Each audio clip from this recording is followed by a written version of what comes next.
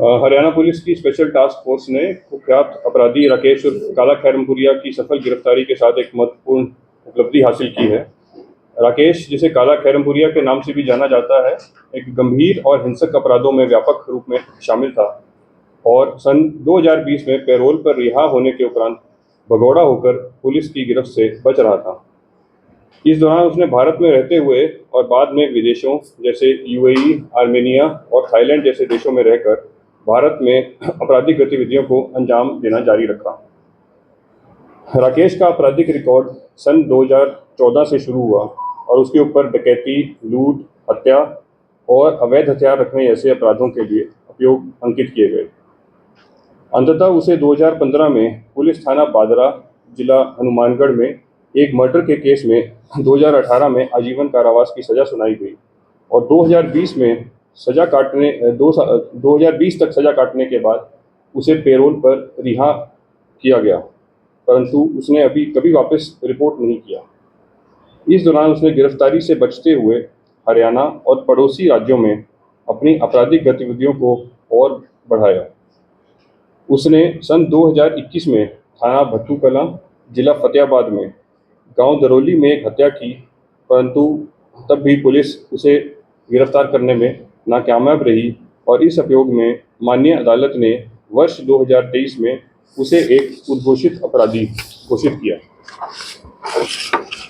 फर्जी तरीके से प्राप्त डॉक्यूमेंट्स यूज करके उसने पासपोर्ट बनवाया और 2023 की शुरुआत में देश से फरार हो गया और विदेश में अपने आपराधिक गिरोह का संचालन करने लगा। स्थानीय गिरोहों के साथ गठजोड़ कर हिंसक कृत्यों का अंजाम दिया। उसके संपर्क कुख्यात आपराधिक समूहों जैसे हिमांशु भाऊ गैंग और नीरज फरीदपुरिया गैंग के साथ फैले हुए हैं और इनके साथ योजना बनाकर राकेश उर्फ काला ने कई हाई प्रोफाइल अपराध जैसे टारगेटेड किलिंग, एक्सटॉर्शन और रैंसम कॉल्स की घटनाओं को अंजाम देने में मुख्य भूमिका निभाई। प्रमुख घटनाओं में दिसंबर 2023 में जिला सोनीपत के गांव में एक सरपंच की हत्या, इस साल जनवरी में गोहाना के एक प्रसिद्ध मिठाई की दुकान पर फायरिंग, मुरथल के एक ढाबे पर दिन दिहाड़े हत्या और पिछले महीने दिल्ली के राजौरी गार्डन में एक बर्गर किंग नाम के आउटलेट पर निर्ममता से एक व्यक्ति की हत्या में मुख्य भूमिका निभाई। अभी गत 24 जून 2024 को 3 नकाबपोश हमलावरों ने जिला हिसार हरियाणा में महिंद्रा कार डीलरशिप के बाहर गोलाबारी की। हरियाणा पुलिस की स्पेशल टास्क फोर्स ने एक विस्तृत जांच शुरू की और राकेश उर्फ काला खैरमपुरिया को इस घटना के पीछे का मास्टरमाइंड पाया। जांच से पता चला कि राकेश ने हथियारों की व्यवस्था की और हमले की योजना बनाने में हथियारों के साथ समन्वय किया और उसने अपने इंस्टाग्राम अकाउंट के माध्यम से कार डीलरशिप पर हमले की जिम्मेदारी भी ली। स्पेशल टास्क फोर्स हरियाणा ने उसे ढूंढने के लिए एक विस्तृत जांच की। जांच के दौरान एसटीएफ की टीमों ने उसके फर्जी पहचान का पता लगाया, जिसके आधार पर काला ने अपना पासपोर्ट बनवाया था। एक बार उसकी पहचान स्थापित हो जाने के बाद टीमों ने उसकी यात्रा विवरण का पता लगाया और कठिन प्रयासों के बाद उसे विदेश में चिन्हित कर लिया गया। हरियाणा पुलिस की स्पेशल टास्क फोर्स के अधिकारियों ने तुरंत गृह मंत्रालय के साथ समन्वय किया और राकेश उर्फ काला खैरमपुरिया के खिलाफ संबंधित इंटरपोल नोटिस तथा अंतरिम गिरफ्तारी हेतु पत्र जारी करवाए। गृह मंत्रालय ने मामले को तुरंत संज्ञान में लिया और भारत और विदेश में विभिन्न एजेंसियों के साथ समन्वय स्थापित किया।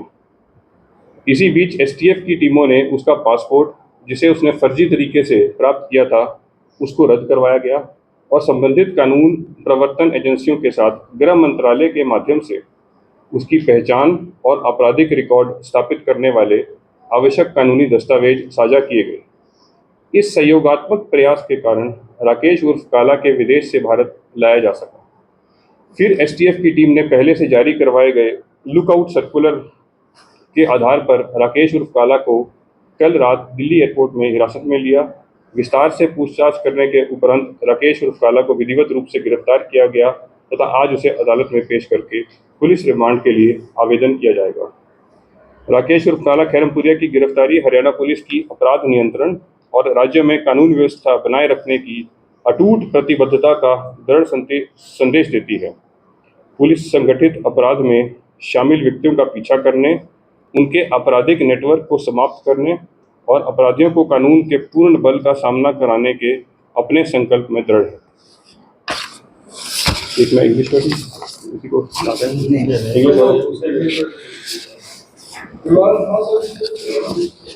हाँ जी, इसमें रिवॉर्ड भी था 1.5 लाख। अलग अलग मामले में 25-25 का 2 जगह इनाम था। आपराधिक मामले कुल कितने दर्ज हैं? इसके ऊपर 15 आपराधिक मामले दर्ज हैं।